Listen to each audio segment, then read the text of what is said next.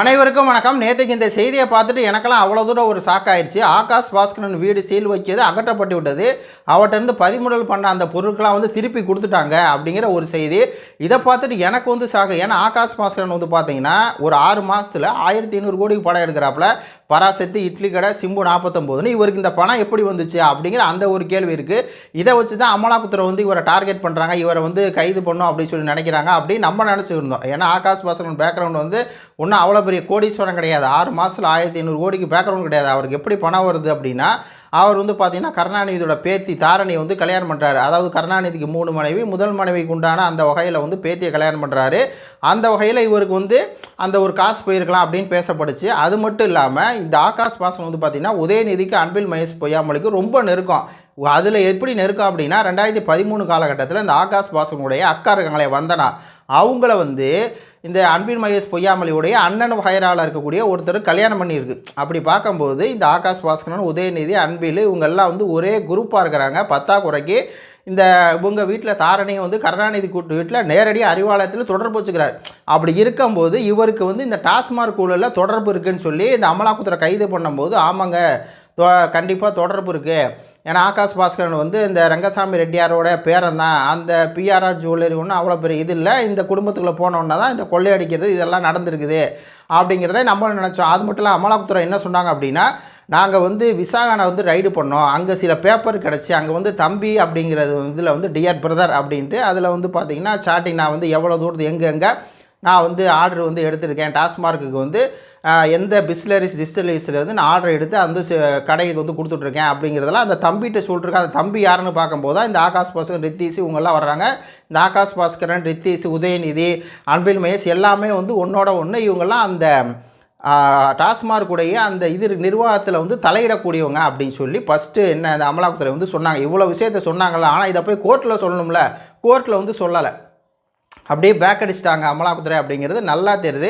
எதனால் பேக் அடித்தாங்க அப்படிங்கிறத இந்த கோர்ட்டில் என்ன வாதங்கள் நடந்துச்சு அப்படிங்கிறதுக்கு அப்புறம் கடைசியாக பேசலாம். ஃபஸ்ட்டு 14ஆம் தேதி என்னென்னா, கோர்ட்டில் போய் ஆகாஷ் பாஸ்கரன் சார்பாக விஜய் அப்படிங்கிற வழக்கறிஞர் ஒரு பெட்டிஷன் போடுறாருங்க. இந்த மாதிரி என்ன சீல் வச்சுட்டாங்க, ஆகாஷ் வீடு அமலாக்கத்துறை சீல் வச்சது சட்ட விரோதமானது, அந்த சீல் அகற்றணும் அப்படிங்கிற முதல் கோரிக்கை. ரெண்டாவது கோரிக்கை ஆகாஷ் பாஸ்கரனை இவங்க விசாரணை கூப்பிட்றாங்க. அவர் விசாரணைக்கு வர முடியாது, அவருக்கு இந்த வழக்குக்கு எந்த சம்பந்தமும் இல்லை, அதனால் விசாரணைக்கு வர முடியாது. விசாரணை கூப்பிட்றாங்க பார்த்தீங்களா, அதுக்கு தடை விதிக்கணும், அமலாக்கத்துறை கூப்பிட்றதுக்கு தடை விதிக்கணும் அப்படிங்கிற இந்த 2 வாதங்களை வச்சு என்ன பண்ணுறாங்க, கேஸ் பார்த்தீங்கன்னா முதல்ல போடுறாங்க. அதை நீதிபதி கேட்குறாரு அமலாக்கத்துறையை. அதாவது ஆகாஷ் பாஸ்கரன் விக்ரம் வீட்டை எதன் அடிப்படை நீங்கள் சீல் வச்சிங்க, ஆகாஷ் பாஸ்கரன் வீட்டை எதன் அடிப்படை நீங்கள் சீல் வச்சிங்க அப்படின்னு சொல்லி கேட்குறாரு. டாஸ்மார்க் வழக்குக்கும் இவர்களுக்கும் என்ன தொடர்பு அப்படின்னு சொல்லி நீதியரசை அமலாக்கத்துறையை பார்த்து கேட்குறாரு. அதுக்கு அமலாக்கத்துறை பார்த்தீங்கன்னா விரிவாக நாங்கள் ஆதாரத்தை கொண்டு வர்றோம், எங்களுக்கு ஒரு நாள் டைம் கொடுங்க அப்படின்னு சொல்லி சொல்கிறாங்க. சரி 14ஆம் தேதி நீங்கள் ஆதாரத்தை கொண்டு வாங்க அப்படின்னோடனே அப்போ திருப்பி கேட்குற டாஸ்மார்க் வழக்குக்கும் ஆகாஷ் பாஸ்கர் என்ன தொடர்பு நீதியரசர் கேட்டோடனே ஒரு கவரில் சீல் வச்ச கவரில் ஆதாரம் இதாங்க ஆதாரம் அப்படின்னு சொல்லி கொடுக்குறாங்க. அந்த ஆதாரத்தை பார்த்த நீதியரசர் என்ன பண்ணுறாருன்னா, இது ஆதாரம் கிடையாது, இது அறிக்கை அப்படின்றாரு. அப்போ இந்த இடத்த நம்ம என்ன கேள்வி வருது அப்படின்னா, அமலாக்கத்துறை பார்த்தீங்கன்னா இவ்வளோ டீட்டெயில் இருக்குல்ல, உதயநிதி அவர்களுக்கும் இந்த டாஸ்மார்க்குக்கும் இந்த ஆகாஷ் பாஸ்கருக்கும் இந்த ரித்தீஷுக்கும் இந்த விக்ரம் ஜுஜுக்கும் என்ன தொடர்புங்கிறத வெளியே கரெக்டாக அது சொல்லாமல் அது ஏதோ ஒரு அறிக்கையை கொடுத்துருக்காங்க, இதில் ஆதாரம் இல்லை அப்படின்னு சொல்லி அவர் சொல்லிடுறாரு, நீதியரசர் சொல்லிடுறாரு. அடுத்து சரி 18ஆம் தேதி நேற்று ஒரு நாள் தள்ளி வச்சு சரி திருப்பி அதுக்கு உண்டான விளக்கத்தை கொடுங்க அப்படின்னு சொல்லி விளக்கத்தை கொடுக்கறதுக்கு 18ஆம் தேதி நடக்குது. அப்போ திருப்பி இவர் என்ன நீதியரசர் என்ன கேட்குறாருன்னா, நீங்கள் எதன் அடிப்படையில் சீல் வச்சிங்க, சீல் வைக்கிறது சட்ட விரோதமானது அப்படின்னு சொல்லிட்டு சீல் வைக்கிறதுக்கு உங்களுக்கு என்ன உரிமை இருக்குது, உங்களுக்கு உரிமை கிடையாது, ஒன்றும் கிடையாது, நீங்கள் ஒரு இடத்த சோதனை பண்ண அப்படின்னா சோதனை பண்ணலாம், அப்படி அதில் ஏதாவது ஆதாரம் இருந்துச்சுன்னா ஆதாரம் இருக்குது, ஆனால் சீல் வைக்கக்கூடாது, நீங்கள் விதியை மீறிட்டீங்க அப்படின்னு சொல்லி நீதியரசர் அமலாக்கத்துறையை பார்த்து கேள்வி மேலே கேள்வி. உடனே அதை பார்த்துட்டு அமலாக்கத்துறை அப்படியே பேக் அடிச்சு சரிங்க நாங்கள் அந்த நோட்டீஸை நாங்கள் நோட்டீஸ் தான் ஒட்டணும், மற்றபடி ஒன்றும் இல்லை, ஆகாஷ் பாஸ்கரன் வீட்டுக்கு வரணுமா எங்கிட்ட சொல்லிட்டு வரட்டும், நோட்டீஸ் விட்டு எங்கிட்ட சொல்லிட்டு வரட்டும் அப்படின்னு சொல்லி தான் சொன்னோம் அப்படின்னு அவர் திருப்பி அமலாக்கத்துறை இப்படி சொல்ல. உடனே அதுக்கு நீதியரசர் அவங்களுடைய சொந்த வீட்டுக்கு வர்றதுக்கு உங்கள்கிட்ட எதுக்கு பர்மிஷன் கேட்கணும் அப்படின்னு திருப்பி வாதம் இப்படி வைக்க.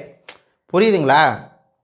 உடனே அமலாக்கத்துறை என்ன சொல்கிறாங்கன்னா, நாங்கள் ஒருத்தர் வீட்டில் சோதனைக்கு போகிறோம் அப்படின்னா அந்த வீட்டோட உரிமையாளர் இருக்கணும், அப்படி இல்லைன்னா அவங்க பொறுப்பு வகிக்கிற ஆள் இருக்கணும், இல்லாமல் நாங்கள் பாட்டில் போய் சோதனை போட முடியாது அப்படின்னு சொல்ல. உடனே அதுக்கு நீதியரசர் அதான் போலீஸ்காரங்க இருக்காங்கல்ல, அப்புறம் என்ன போலீஸ் ஒரு அரசு அதிகாரிகள் தானே, அவங்கள கூட்டி நீங்கள் போக வேண்டியதானே, அப்படின்னு சொல்ல உடனே வந்து பார்த்தீங்கன்னா அமலாக்கத்துறை இல்லைங்க நாங்கள் வந்து அந்த சீலை வந்து அகற்றிடுறோம், அந்த பொருளெல்லாம் கொடுத்துட்றோம் அப்படின்னு இந்த கேஸை முடிச்சிட்டாங்க அப்படின்னு இதுதான் எல்லா நியூஸ் சேனல்லையும் வந்து வந்திருக்குது, எல்லாத்துலேயும் வந்திருக்குது.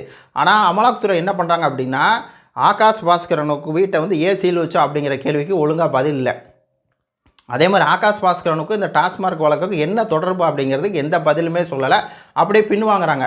அதாவது ஒரு கேஸை வந்து முடிக்கணும் அப்படின்னு சொல்லி நினச்சிட்டாங்க அப்படின்னா எதிர்த்தரப்பில் வந்து அந்த அதாவது சரியான சாட்சியை கொடுக்காம அந்த கேஸை முடிக்க பார்ப்பாங்களே, அது மாதிரி முடிக்கப்பட்டிருக்கும் அப்படிங்கிற ஒரு சந்தேகம் வருது. இது எதனால் வருது அப்படின்னா நம்ம ஐயா மு.க. ஸ்டாலின் அவர்கள் என்ன பண்ணுறாருன்னா நேராக வந்து போகிறாரு டெல்லி. 3 வருஷம் ஆய கூட்டத்துக்கு போகாதவர் திடீர்னு போகிறாரு, போய் வந்து மோடியை சந்திக்கிறாரு, இப்படி கைகட்டுறாரு. அப்போது இதெல்லாம் பார்த்து நம்மளுக்கு அப்பயே சந்தேகம் வந்துச்சு. அண்ணன் சீமானந்து ஆரம்பித்து எல்லாருமே சொன்னது இந்த அமலாக்கத்துறை ரைடு இதுலேருந்து இது வெளியே வர்றதுக்கு தான் இவங்க போகிறாங்க, ஸ்டாலின் வந்து போகிறாரு அப்படிங்கிற மாதிரி இருந்துச்சு. எனக்கு வந்து அண்ணன் சீமான் சொன்னதும் நம்ம பேசினதும் இப்போ நடக்கிற விஷயத்தெல்லாம் பார்த்தா ஆமாங்க அப்படிங்கிற மாதிரி தானே இருக்குது. அமலாக்கத்துறை வந்து ஆதாரத்தை ஏன் கொடுக்கல? இந்த ஆகாஷ் பாஸ்கரன் அப்படிங்கிற நபர் இந்த வழக்கில் எவ்வளோ தூரம் ஒரு இம்பார்ட்டண்ட்டான ஒரு நபர், அது எப்படிங்க திடீர்னு வந்து 6 மாதத்தில் 1500 கோடிக்கு 500 600 எவ்வளோ கோடிகள் அந்த திராவிட தான் பராசக்தி படம் எடுக்கிறதுக்கு அது பட்ஜெட் மட்டுமே 500 கோடிங்கிறாங்க. ஒரு படத்துக்கு பட்ஜெட் மட்டுமே 500 கோடி. பிஸ்மி சொல்லியிருந்தார் இந்த படத்துக்கு சிவகார்த்திகேயன் சம்பளம் என்ன தெரியுமா? 70 கோடி ரூபாய்க்கு வீடு. ஆகாஷ் பாஸ்கரன் என்ன பிளான் போட்டிருக்காருன்னா 70 கோடி ரூபாய்க்கு வீடு சம்பளமாக பராசக்தி படத்துக்கு. அதிலே வந்து இன்னும் சில பேர் என்ன சொல்கிறாங்கன்னா இந்த ரித்தீஷோடைய பணம் தான் ஆகாஷ் பாஸ்கரன்ட்ட பேருக்கு. ரித்தீஷ் கொள்ளையடிச்ச பணம் டாஸ்மார்க்லேருந்து வந்த பணம் அப்படின்னு சொல்லி சொல்கிறாங்க. இதில் கூடுதலாக விஜய் அப்படிங்கிற அந்த வழக்கறிஞர் கோர்ட்டில் என்ன சொல்லியிருக்காருன்னா இந்த டாஸ்மார்க் வழக்கு வந்து 2012 2021 தான் இந்த ஊழல் நடந்திருக்கு. அப்போதைக்கு வந்து ஆகாஷ் பாஸ்கரன் குழந்தை ஸ்கூலுக்கு போயிட்டு இருந்தார் அப்படின்னு அந்த வார்த்தை வச்சுருக்காரு. அதுக்கு அமலாக்கத்துறை பதில் சொல்ல. ஆக்சுவலாக இப்போ நடந்த ரைடு இருக்குல்ல 2024-25 இந்த ரைடு வந்து நடத்துகிறாங்க. இதில் 1000 கோடி ஊழல் நடந்துருக்குல்ல, இதை பற்றி பேசாமல் 2017-21 அங்கே போய் என்னென்னமோ பண்ணி ஆக்சுவலாக என்ன ஆகி போச்சு அப்படின்னா இந்த வழக்கு வந்து நீர்த்து போச்சு. இதுக்கு மேலே டாஸ்மார்க் 1000 கோடி வந்து திமுக ஊழல் பண்ணாங்க அப்படின்னு சொல்லி நம்ம சொன்னோம்னா நம்ம மேலே வழக்கு போடுவாங்க. ஏன்னா அவங்க குற்றமற்றவங்க நிரூபிச்சிட்டாங்கல்ல, கோர்ட்டில் நிரூபிச்சிட்டாங்கல்லங்க. நம்ம இதுக்கு மேலே எப்படிங்க பேச முடியும்? ஆகாஷ் பாஸ்கரன் உத்தமன், ரங்கசாமி ரெட்டியார் பேரன் உத்தமன். ரங்கசாமி ரெட்டியாருக்கு வந்து 1500 ரூபாய் பணம் எப்படி வந்துச்சு, அந்த திடீர்னு 6 மாதத்தில் எப்படி பணம் வந்துச்சுன்னு கேட்டால் உழைச்சி சம்பாரிச்சது கூட சொல்லுவாங்க.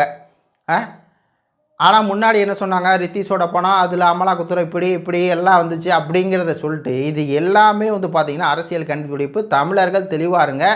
திமுக விஞ்ஞான ரீதியாக ஊழல் பண்ணுவாங்க அப்படின்னு சொல்லுவாங்க. அதெல்லாம் கிடையாது. நல்லா ஊழல் பண்ணுறவனே பண்ணிட்டு கடைசியில் போய் சமரசம் அடிச்சுக்குவாங்க. இதே மாதிரி தான் எப்பப்பெல்லாம் இந்த சர்க்காரியா கமிஷன் அது வரும்போது டேரெக்டாக போய் காங்கிரஸை வந்து எதிர்ப்பாங்க, காங்கிரஸோட கூட்டணி வச்சுக்குவாங்க. ஏன்னா காங்கிரஸ் சேர்த்தானே திமுக கட்சியை தொடங்கினது. அப்புறம் கூட்டணி வச்சு நல்லா மங்களம் பண்ணாங்க. அதே மாதிரி ஒரு வேலையை தான் பிஜேபியோட ஆல்ரெடி கூட்டணி வச்சுருக்காங்க. இப்போ போய் பிஜேபிகிட்ட போய் சரணடைச்சுட்டாங்க. KN நேருவோடைய தம்பி வீட்டில் ரைடு, ரவிச்சந்திரன் வீட்டில் ரைடு அப்படின்னா அவர் என்ன பண்ணுவார்? KN நேரு போய் பார்ப்பார். அதே மாதிரி ஸ்டாலின் போய் பார்ப்பார். டெல்லி நிர்மலா சீதாராமனை இவங்க கனிமொழி பார்ப்பாங்க. எதுக்கு பார்க்குறாங்க அப்படிங்கிறது இப்போயாவது மக்கள் தெரிஞ்சுங்க. இதுக்கு பின்னாடி கண்டிப்பாக அரசியல் இருக்குது அப்படிங்கிறத புரிஞ்சுங்க. நாம் தமிழர் கட்சியினர் இதை கொண்டு போய் மக்கள்கிட்ட சேருங்க அப்படின்னு சொல்லிட்டு இந்த முடிச்சுக்கிறேன். நன்றி, வணக்கம்.